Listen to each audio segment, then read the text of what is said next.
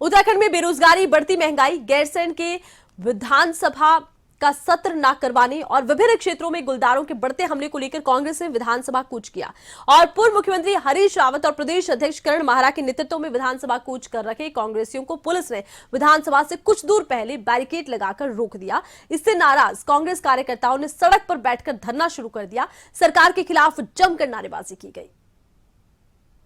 बिंदु खत्ता से, हल्द्वानी से बिंदु खत्ता से आज अपनी इस मांग को लेकर यहाँ पर आए हैं कि ये पुश्तैनी रूप में जिस स्थान पर बसते हैं उस स्थान को राजस्व ग्राम घोषित किया जाए। ये इनकी बहुत पुरानी मांग है और ये लोग आशंकित तब हुए जब कुछ महीने पहले इन लोगों के उस बिंदु खत्ता को अनधिकृत बस्ती की श्रेणी में डाल दिया गया। जो अनधिकृत रूप से बसी हुई बस्तियों की श्रेणी बनी, लिस्ट बनी, उसमें बिंदु खत्ता को शामिल किया गया।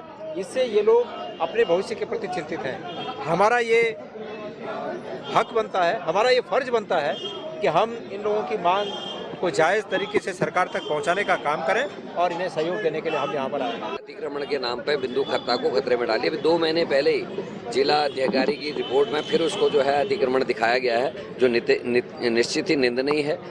2006 में आदरणीय मनमोहन सिंह जी ने खत्तों के लिए वन गांवों के लिए एक नया अध्यादेश पास किया था, जिसमें कहा था कि राज्य सरकारें इनके प्रस्ताव बनाकर भेजे, डिफॉरेस्टराइजेशन कराए और इन इलाकों को, जो ऐसे क्षेत्र हैं, इनको चिन्हित करके इनको पक्का किया जाए, इनको ग्राम सभा का या छोटी पंचायतों का जो है स्वरूप दिया जाए। लेकिन अफसोस है बीजेपी उस रास्ते पे नहीं चल रही। 2006 का जो अध्यादेश है उसका पालन न करते हुए गरीबों को घर उजाड़ने की कोशिश करी, जो निश्चित ही निंदनीय है। जब सरकारों ने बिंदु खत्ता जैसे इलाकों को तोड़ने की या ध्वस्त करने की कोशिश की, पंडित नारायण दत्त तिवारी, हरीश रावत जी जैसे कदावर नेता जो कांग्रेस के हैं, वो लगातार इसके विरोध में खड़े रहे और ये लोगों की आशाएं बचे। लेकिन आज फिर उनको खतरा है और मैं कह रहा हूं कि सरकार को, केंद्र सरकार का 2006 का जो अध्यादेश है उसका पालन करते हुए इन खत्तों को ग्राम, जितने भी गांव जंगलों में बसे हैं, जो वन ग्राम हैं, उनको पक्का करने का काम करना चाहिए। लोगों की आशाएं नहीं छीनने चाहिए और हम लोग पूरी ताकत से बिंदु खत्ता के लोगों के साथ खड़े हैं। ये उन लोगों की लड़ाई के लिए हम लोग आज यहाँ पे इकट्ठा हैं, जो लोग वर्षों पहले हमारे तराई भाबर क्षेत्र में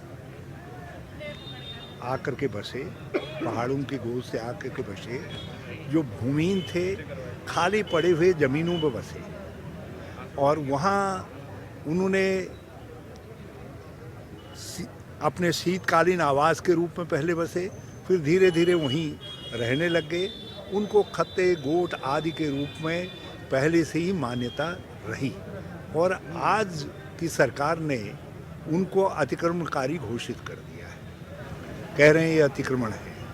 ऐसे अतिक्रमणों में बिंदु खत्ता, जहाँ 1 लाख से ज़्यादा की आबादी है, ऐसे लोग भी हैं। बग्गा चौवन, सुंदर खाल, चुकम जो ऐतिहासिक गांव है, और दूसरे ऐसे छोटे छोटे ग्राम समूह हैं, बागजाला इत्यादि जो है, ये सबको वहाँ से हटा रहे हैं। हटाने का इनका सिलसिला है। कभी हाथी कॉरिडोर के नाम से करते हैं, कभी किसी डोर के नाम से करते हैं और ये आज की सरकार उनको आतंकित कर रही है। तो हम लोग बिंदु खत्ता गए थे, वहाँ की एक संयुक्त संघर्ष समिति है, सब लोग मिल कर के लड़े हैं। उन्होंने एक ज्ञापन, एक जुलूस के रूप में जाकर के मुख्यमंत्री को दिया है।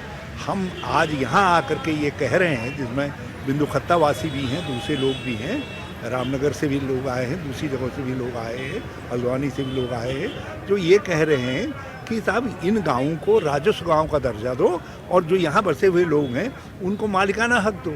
जो जंगल भूमि में सरकार द्वारा भी बसाए गए लोग हैं, जैसे पथरी भाग 1, 2, 3, 4 में बसे लोग हैं, तो ऐसे टिहरी के विस्थापित लोग हैं, दूसरे लोग हैं, इन सबको जो है आप मालिकाना हक दीजिए। आप अनिश्चय के गर्त में चीज़ों को नहीं छोड़ सकते। यदि छोड़ेंगे तो उसके खिलाफ आवाज़ उठाएंगे।